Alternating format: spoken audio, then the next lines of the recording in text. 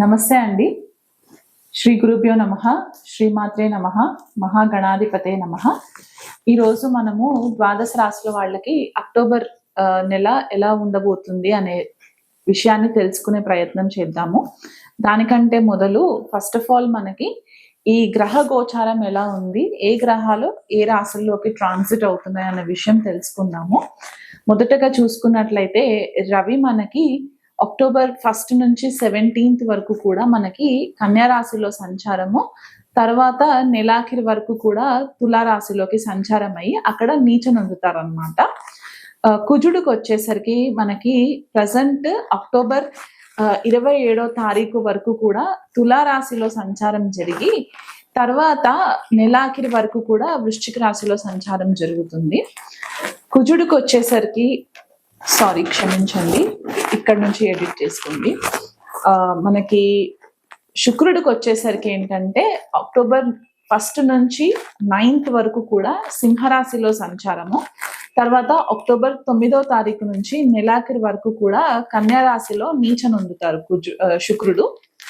తర్వాత బుధుడిని గనక చూసుకున్నట్లయితే అక్టోబర్ 1 నుంచి 3వ తారీఖు వరకు బుధుడు వచ్చేసి మనకి కన్యా రాశిలో సంచారము, తర్వాత 24వ తారీఖు వరకు కూడా తులారాశిలో సంచారము, తదుపరి ఎండ్ ఆఫ్ ద మంత్ వరకు కూడా మనకి వృశ్చిక రాశిలో సంచారం జరుగుతుంది. అక్టోబర్ లో మనకి మెయిన్ ప్లానెట్ మనకి ఎక్కువ ఎఫెక్ట్ ఎక్కడిస్తుంది అంటే గురువు కూడా మారుతున్నారు. గురువు ఇక్కడ అక్టోబర్ 18వ తారీఖున తన ఉచ్చ స్థానమైన కర్కాటక రాశిలోకి సంచారం, అంటే దాదాపు 12 సంవత్సరాల తర్వాత గురువు మనకి ఉచ్చ స్థితిలోకి ట్రాన్సిట్ అవ్వడం అనమాట. అక్టోబర్ 18కి జరుగుతుంది. ఆయన ఒక 3 months వరకు కూడా కర్కాటక రాశిలోనే సంచారం జరుగుతూ ఉంటుంది అనమాట. మనకి శని వచ్చేసరికి మీనరాశిలో ఆల్రెడీ సంచారం జరుగుతున్నారు, అక్కడ వక్రిగతిలోనే ఉంటారు. అండ్ రాహు వచ్చేసి కుంభరాశిలో సంచారము, కేతు వచ్చేసి సింహరాశిలో సంచారం జరుగుతుంది. సో ఇలాంటి మన ట్రాన్సిట్ ని మనము అనలైసిస్ చేసుకున్నప్పుడు ఈ ద్వాదశ రాశుల వాళ్ళకి ఎలాంటి రిజల్ట్స్ ఉంటాయి అనేది కూడా మనకి ఎఫెక్ట్ కనిపిస్తుంది అనమాట. ఇక్కడ మనకి ఎక్కువ మేజర్ గా నోటీస్ చేయవలసింది ఏంటి అంటే ఎండ్ ఆఫ్ ద మంత్ కి వచ్చేసరికి 2 ప్లానెట్స్ 2 గ్రహాలు కూడా నీచనుంది, గురువు మాత్రము ఎగ్జాల్టేషన్ లో ఉంటారు, అంటే ఉచ్చనొందుతారు. సో అంటే ఇక్కడ మనకి దాదాపు రవి అక్టోబర్ 17 తర్వాత నీచనొందుతారు, అండ్ మనకి శుక్రుడు కూడా కన్యా రాశిలో సంచారము అక్టోబర్ 9 తర్వాత జరుగుతుంది కాబట్టి ఆయన కూడా అక్కడ మనకి నీచనొందుతారు. కాబట్టి గ్లోబల్ లెవెల్లో కూడా మనకి కొద్దిపాటిగా చేంజెస్ రావడం అనేది కూడా మనకి కొంచెం కనిపిస్తూ ఉంటుంది. స్పెసిఫికలీ పొలిటికల్ లీడర్స్ ఎవరైతే ఉంటారో, లేకపోతే వర్కింగ్ మల్టీనేషనల్ కంపెనీస్ లో ఎవరైతే అధికారికమైన స్థితిలో పొజిషన్స్ లో ఉంటారో అలాంటి వాళ్ళకి కొద్దిపాటిగా ఛాలెంజింగ్ సిచ్యువేషన్స్ ఉంటాయి అని చెప్పుకోవడానికి కూడా మనకి గ్రహగతుల్ని బట్టి తెలుస్తుంది అనమాట. ఎందుకంటే ఎప్పుడైతే రవి నీచనొందుతారో కొద్దిగా ఇక్కడ ఫాల్స్ ఈగో అనేది కొద్దిగా ఎక్కువయ్యి ల్యాక్ ఆఫ్ రెస్పెక్ట్ అనేది కొద్దిగా కనిపించే ఛాన్సెస్ ఉన్నాయి. కాబట్టి ఇది అందరికీ వర్తిస్తుందా అంటే కొన్ని స్పెసిఫిక్ రాసులు ఉంటాయి, వాళ్ళకి కొద్దిగా ఎఫెక్ట్ ఎక్కువ కనిపించే సిచ్యువేషన్స్ కనిపిస్తాయి. కాబట్టి అవి మనం ఇండివిజువల్ గా అనాలిసిస్ చేసుకుని చెప్పుకునేటప్పుడు నేను వివరిస్తాను.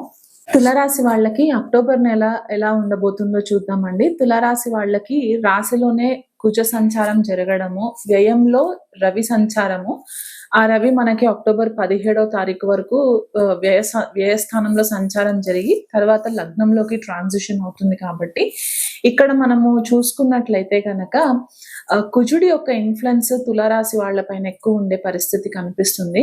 కొద్దిగా మీ పర్సనాలిటీలో సడన్ అగ్రెషన్ రావడము, సడన్ గా కోపం రావడము, చికాకు రావడము, అనుకున్న వెంటనే పనులు అయిపోవాలనుకునే ఒక మైండ్ సెట్ క్రియేట్ అయిపోవడము, ఇలాంటివన్నీ కూడా కొద్దిగా కనిపిస్తూ ఉందన్నమాట. జనరల్ గా తులారాశి వాళ్ళకి కొద్దిగా ఒబ్సెసివ్ కంపల్సివ్ లాంటి డిసార్డర్స్ ఉంటాయి, అంటే ఓసిడి లాంటి బిహేవియర్ ఉంటుంది వీళ్ళకి, అనుకున్న వెంటనే పనులు అయిపోవాలి అన్నట్టు.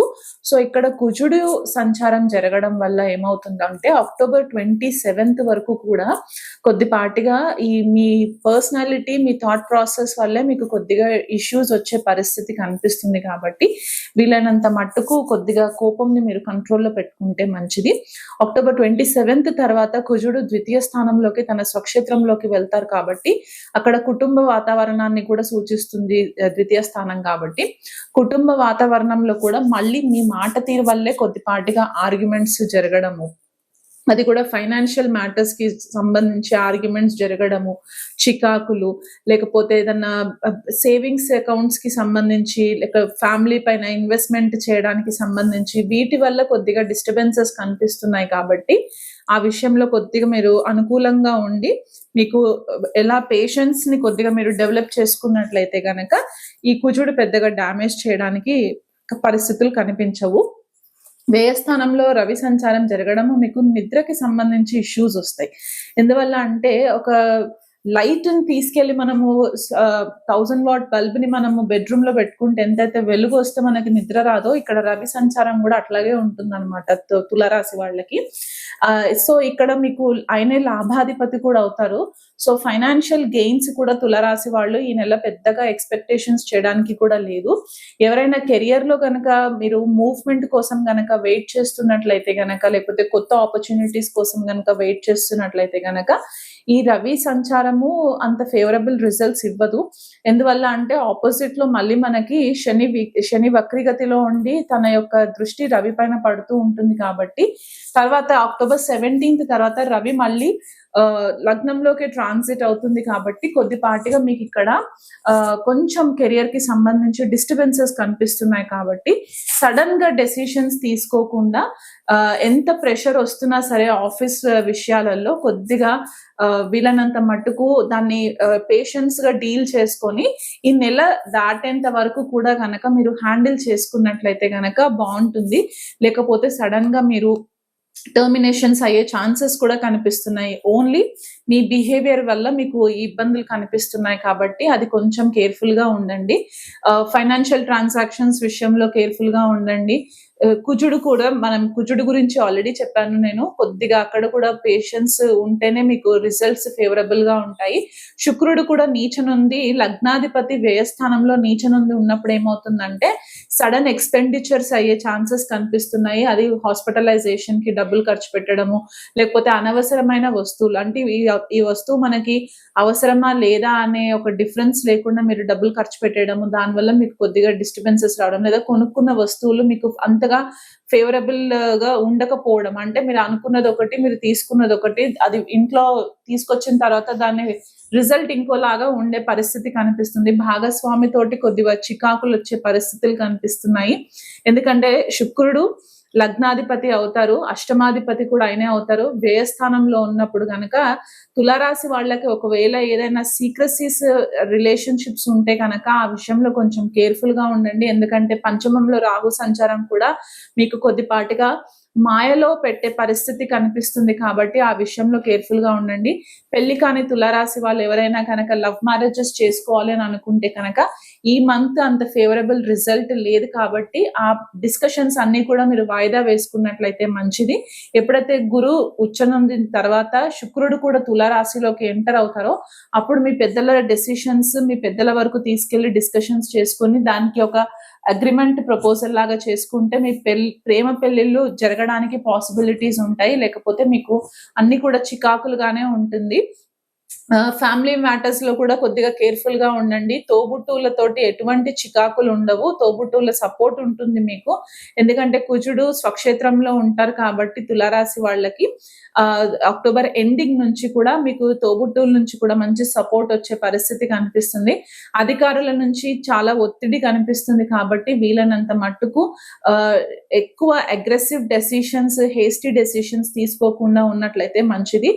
ఈ నెలంతా కూడా మీరు సుబ్రహ్మణ్యేశ్వర స్వామికి ఓం శరవణ భవాయ నమః అనే మంత్రాన్ని 108 సార్లు గనక క్రమం తప్పకుండా మీరు ప్రతిరోజు కూడా మీరు ఆ మంత్రం చాంటింగ్ చేసుకున్నట్లయితే కనుక కుజుడు ఫేవరబుల్ రిజల్ట్స్ ఇస్తారు. రవికి అర్ఘం ఇస్తూ ఉండండి రెగ్యులర్ గా. లక్ష్మీదేవి ఆరాధన చేసుకున్నట్లయితే గనక మీకు ఈ నెలంతా కూడా ఫేవరబుల్ రిజల్ట్స్ ఉంటాయి.